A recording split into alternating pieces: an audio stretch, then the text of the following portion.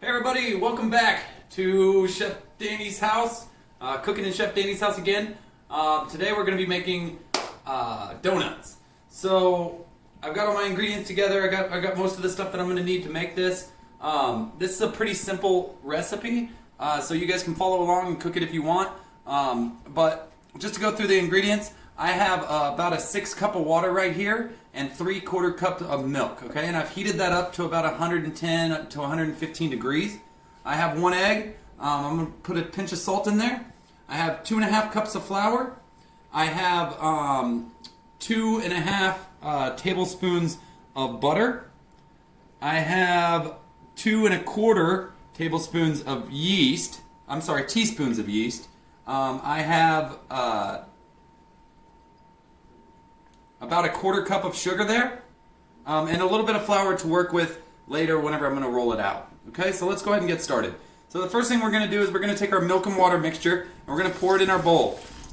Okay, and again, you want that to be 110, 115 degrees. It's going to activate that yeast. So now we're just going to add our yeast to that, and we're going to let our yeast activate. Okay, so remember, these are living. It's a living organism. We got to kind of let it come back to life. So we'll let it sit there for about 5 minutes. And it's going to activate, it's going to get really frothy, and you'll see it whenever we come back. Alright, welcome back. So if you take a look, you can see our yeast is activated. It's nice and frothy in there. It's alive, it's doing its thing. So what we're going to do now is we're going to go ahead and mix some of the ingredients in there. I'm going to crack my egg inside there. I'm going to put my butter in there, and so this is softened butter. Make sure you use softened butter. You could even use melted butter if you wanted to, but softened butter works just fine. It'll melt in that warm water and milk. I'm going to go ahead and mix our sugar in too. So we're going to take that. We're just going to beat that around, trying not to make a big mess, trying to dissolve our butter. And if it doesn't dissolve completely in there, that's okay. We can dissolve it whenever we mix the flour and stuff in there. Make sure if you have any yeast that's stuck to the side, go ahead and work that back in. Okay, I'm going to get all that yeast that I can, get it in there. I don't have a mixer, so I'm going to be doing this by hand. So that's pretty good right there. Like I said, it didn't melt completely, but that's all right. We'll get it mixed in with the flour. Okay, so what I'm going to do now is I'm going to add about half my flour, and I'm going to mix that up. And I like to use a fork rather than a whisk. It tends not to stick as much. So about half our flour's in there. I'm going to go ahead and mix that in with the fork. And once we get it mixed together pretty well, then we'll go ahead and just get our hands dirty and use our hands. So I'm pulling all that flour that gets stuck to the side, I'm pulling it back in and mixing it around. So if you had a mixer, you could just throw this in a mixer with a paddle attachment and spin it around for about 2 minutes. And once we get it pretty well incorporated, we'll go ahead and add the rest of our flour in. Okay, so I'm trying to make sure I get all that flour off the side, get it incorporated in there. Okay, so now that we got that mixed in, I'm going to go ahead and add the rest of my flour. I'm going to leave it out just a little bit because I want to feel the consistency of the dough. So you can see I left out just a little bit of flour there. And I may or may not add that later. It really depends on how this dough comes together. And you can feel it start to come together. You can see it start to come together. And that's what we're looking for, is that right there. So once it comes together a little bit more, I'm going to go ahead and use my hands and finish mixing it. Okay? So remember guys, all these recipes can be made by hand. It's a little bit more difficult, but it can be made by hand. I'm just going to go ahead and flour up my hands. And also remember that's a little more flour you're adding to that. So I'll go ahead, if you guys can see this, I'm pulling that flour back into it. It's really sticky right now, so I know I don't have enough flour. Whenever it's done, it should be a sticky dough, but it shouldn't be so sticky that it sticks to your hands. Okay? So I've gone ahead, incorporate all that in there, and you can see it's still sticking to my hands really bad, so I'm going to go ahead and add the rest of my flour. Okay? We'll just go ahead and kind of fold that around, working it. And you can see it's not really sticking to this hand anymore, so I know that I've got probably about the right amount of flour in there. Okay. So work that around. Once you feel like you have enough flour in there, once it's not sticking to your hands, which I probably need just a little bit more.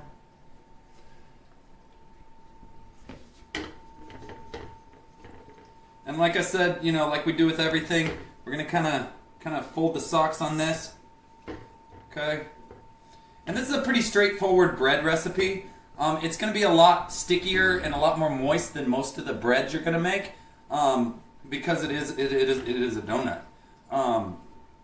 So work it around. You can see it's sticky, but it's not sticking to my hands right now. That's what we're looking for. Okay.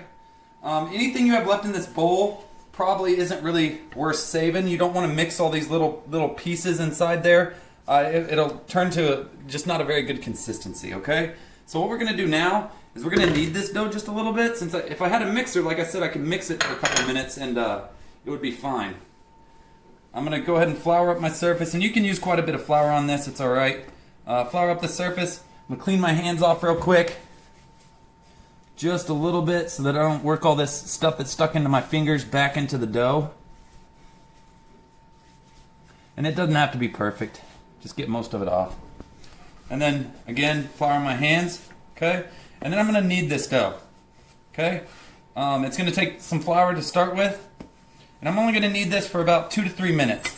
So, remember, the more you knead, the more gluten you put inside there, and the chewier it'll be, okay? So, donuts aren't normally super chewy. So, we're not going to sit here and knead this for, 5 or 10 minutes. A few minutes will be enough for this. But we do want to knead it enough to where whenever we go to fry it, it'll stick together. It'll stay together. We don't want it falling apart. If you didn't knead it at all, it'd be too soft. And the boiling action, whenever it's frying, the bubbling action would actually break it apart. So you need to knead it enough to where it'll hold together, but you still want a pretty delicate donut, I guess you could say.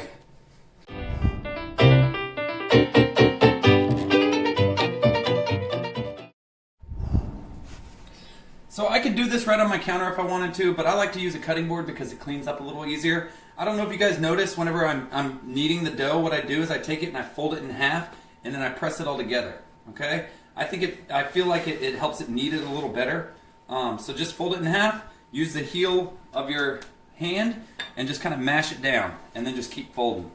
Okay, so I've been at it for about 2 minutes, about 2.5 minutes. What we're looking for is we should have a stretchy dough. You can see how it's pulling back on itself. That's what we're looking for. And again, our dough is not too sticky. It's sticking to us. It's not so sticky that I can't pick it up. So what we're going to do now is go ahead and fold the socks on it. Okay, so push that bottom in. Okay, and do it gently so that you don't tear it. You want to have a nice mixed dough here. We're going to go ahead and take that. We're going to put it into a greased bowl. And we're going to let that double in size, okay? So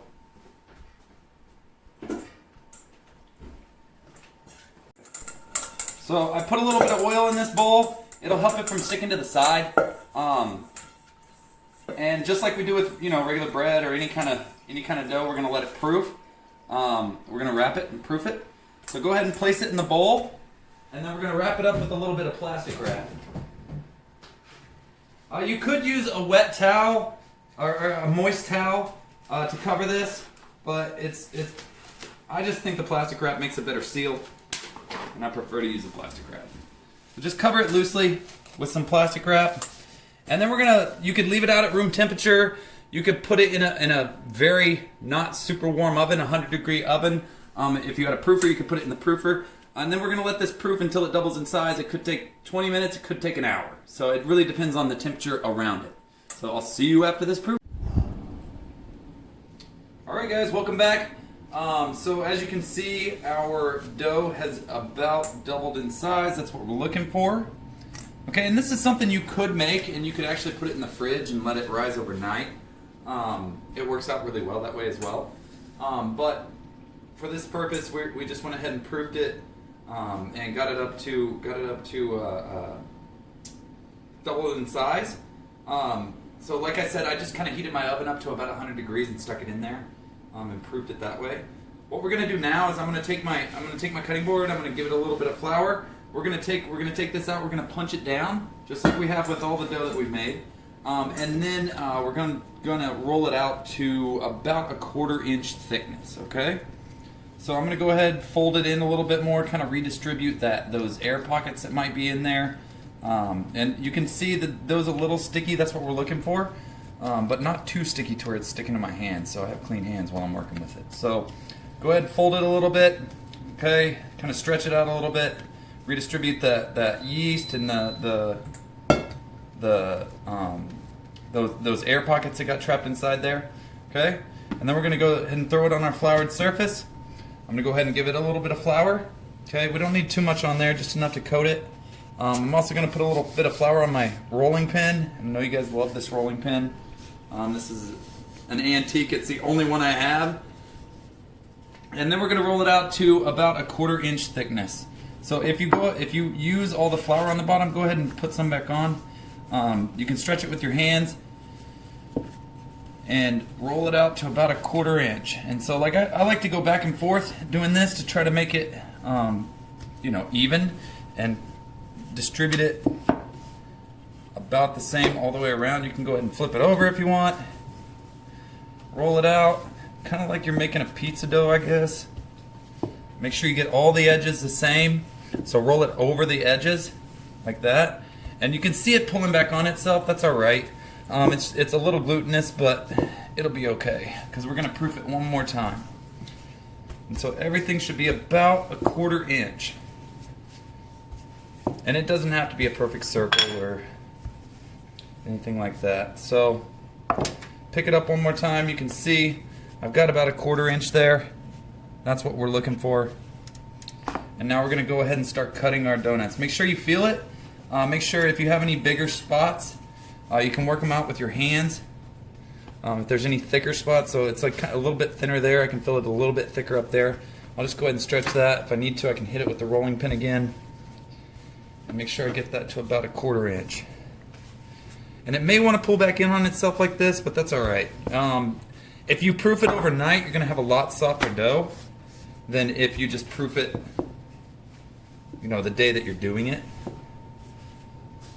So that's pretty even right there. We're going to go ahead and cut our donuts. So start from the corner. You want to utilize as much dough as you can. You don't want to waste any of this. Really, once you cut it, you really can't put it back together and try to reuse it.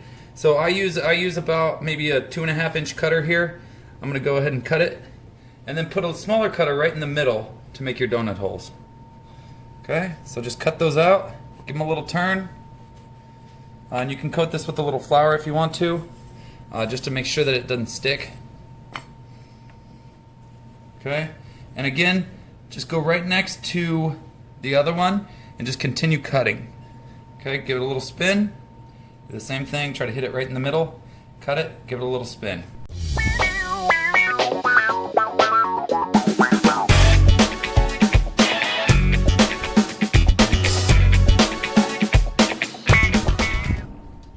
Alright, now that we got them all cut out, we're just going to transfer them to a sheet tray. I line mine with a little bit of aluminum foil to make sure that it doesn't stick, and then I've also greased it with a little bit of oil. So just go ahead and line them out. We'll put our little donut holes on there as well. There's no need in wasting them.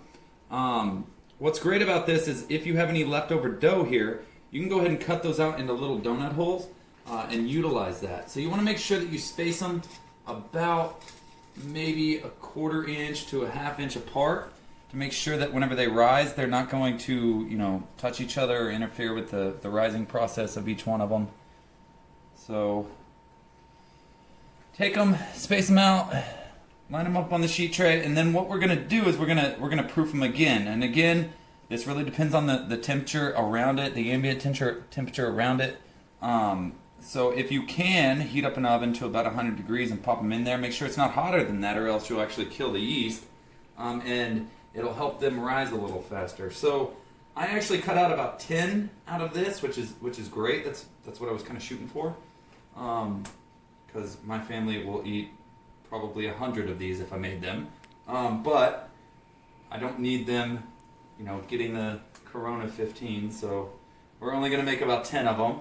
So space them out about a 1/2 inch apart, and then you can put your little donut holes on there to rise as well. And they don't need to be as spaced out as the actual donuts because they're not going to rise quite as much because they're smaller.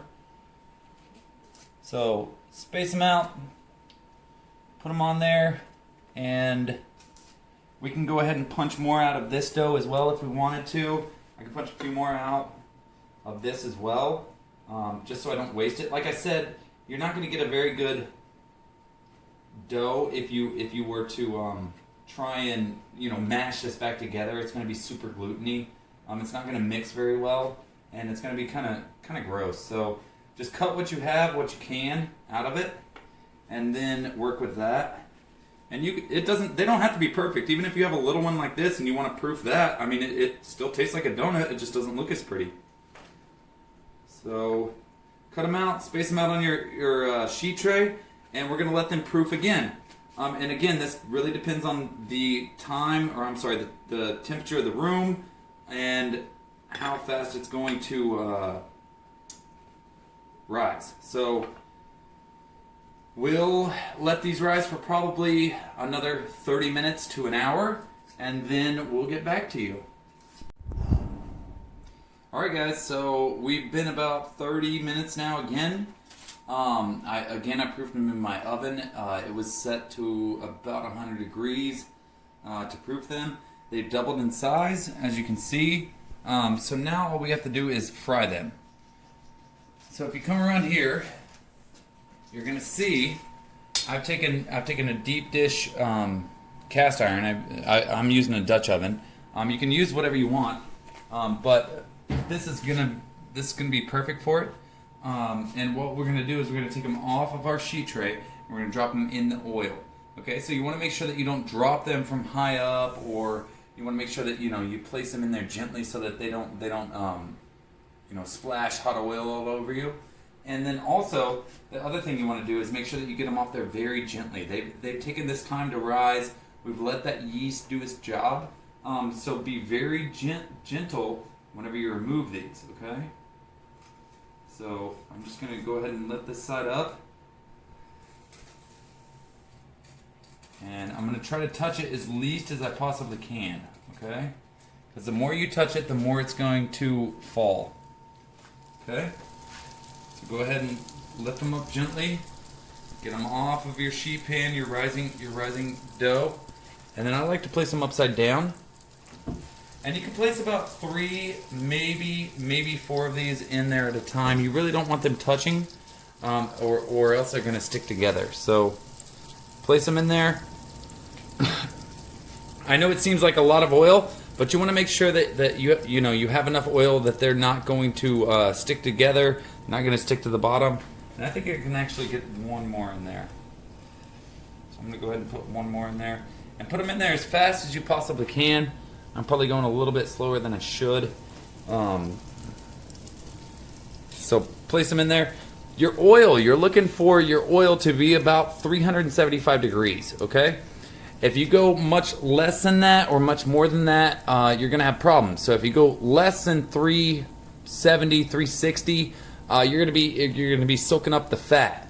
If you go higher than 375, what it's going to do is actually burn the outside of this, and you don't want that. You don't want either of those two things. You want it to be nice and crispy. You don't want it to be oily. You want to make sure that you have a sheet tray with some either a riser rack or some paper towels to soak up all that grease that it's going to be soaking up. Okay, so once you get both sides flipped over, what you're looking for is a uniform cook on both sides. You want to make sure that you don't put a lot of oil back on the top of them. Again, the more oil you put on them, the more it's going to soak up. So you want to make sure that whenever you take them out, you just take them out as smooth as you can, get off all the excess grease, and put them right onto your paper towels. If you have a riser rack, that's fine too. So shake it off, let all that excess grease drop off. And remember guys, this is a dry cooking technique. So it seems like it's a wet cooking method because it's in liquid. Oh man. Whoops. We'll start over. So you want to make sure that you get them off as dry as you can. You don't want to put any extra grease on there because remember, this is a dry cooking method. I know it seems like a wet cooking method because it's in liquid, but remember, oil is actually a dry cooking method because the oil actually, takes all the liquid and evaporates it off very quickly. So go ahead and put them in there as fast as you can. Remember, you don't want to touch them a lot and kind of ruin them. So scoop them up with whatever you have. If you have a spatula, that's alright too.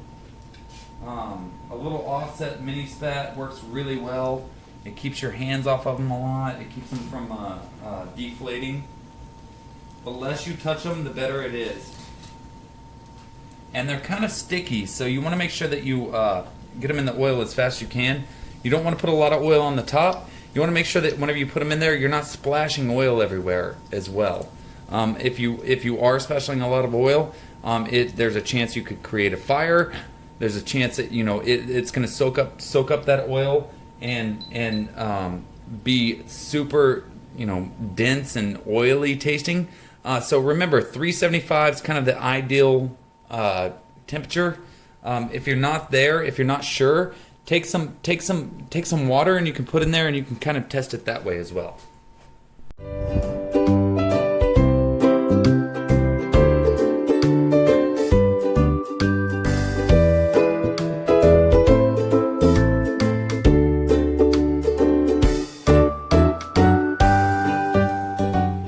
Alright guys, we got our donuts all fried up. It made a little more than 10 donuts. We got plenty of donut holes. So to make a simple glaze, we're going to start out with about a tablespoon of melted butter. We're going to go ahead and add about a teaspoon of vanilla extract. All right. And then we're going to incorporate our powdered sugar in there as well. All right. So this is not an exact science, and it works depending on how thick you want your glaze. Okay. So we're gonna go ahead and start with about maybe about 3 tablespoons of powdered sugar. Okay, and you can start mixing it up. And again, I like to use a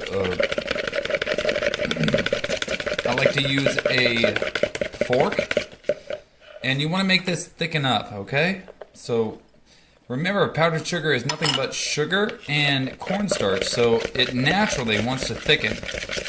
So the more powdered sugar you put in there, the thicker it's going to get. Okay, the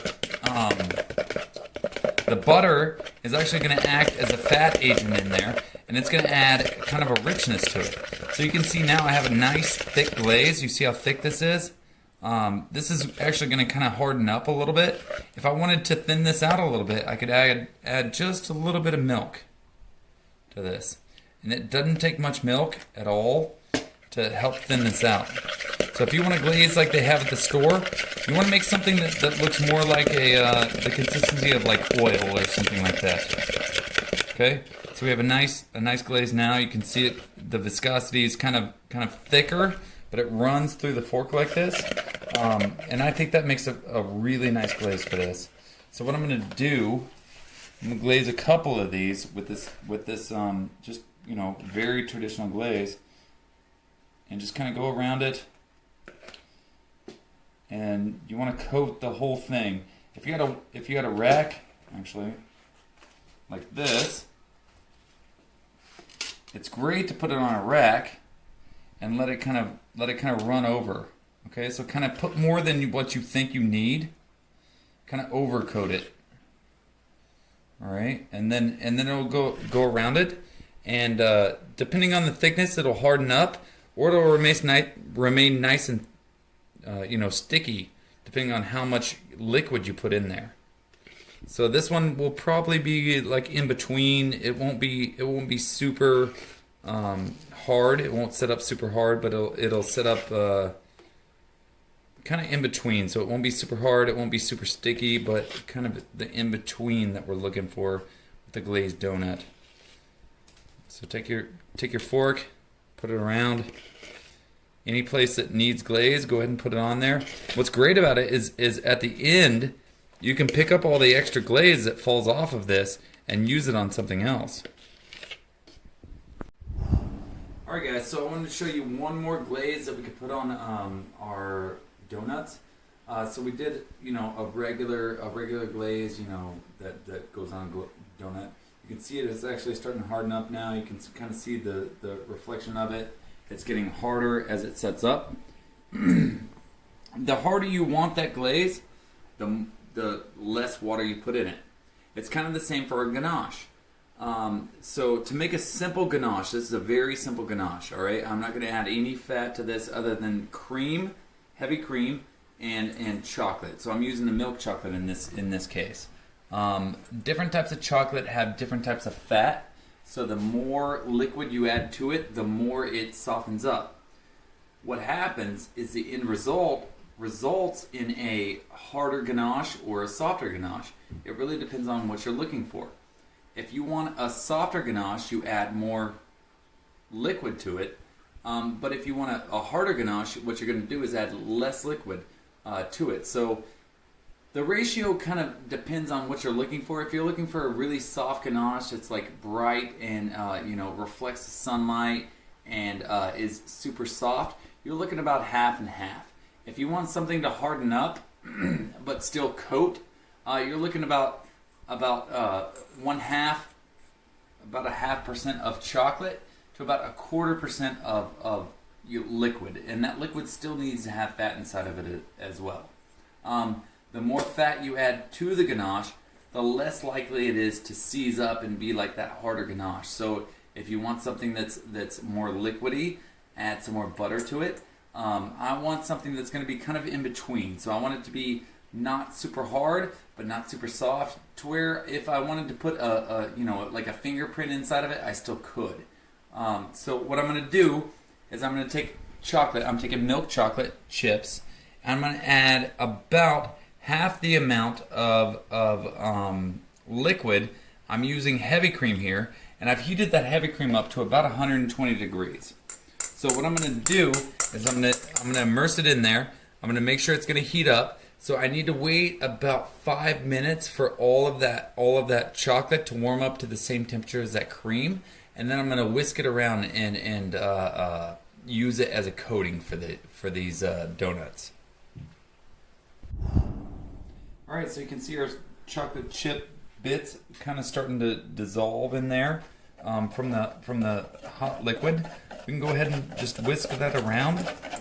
Make sure that we make it a nice ganache, and that ganache comes from the cream, the fat, and the chocolate being whisked around. Like I said, I used a milk chocolate on this. You could use a dark chocolate. You could use pretty much any type of chocolate you wanted. But just make sure you take into consideration the amount of fat that's in a chocolate. So a milk chocolate's going to have a lot more fat than a dark chocolate. So make sure you take that into consideration. So whisk that around. Make sure that you get it all whisked together. And then what we're going to do, we're going to check it, make sure that it has a nice consistency. You can see it's nice and shiny inside there. That's what we're looking for. We're going to go ahead and take a couple donuts, and we're going to put them on our riser rack here. And we're going to go ahead and glaze them. So it's super easy to glaze donuts. All you have to do is take a spoon, a measuring spoon, whatever you got, and just do the same thing that we did before, and just kind of drizzle it around it and let it kind of let the ganache kind of fall as it would.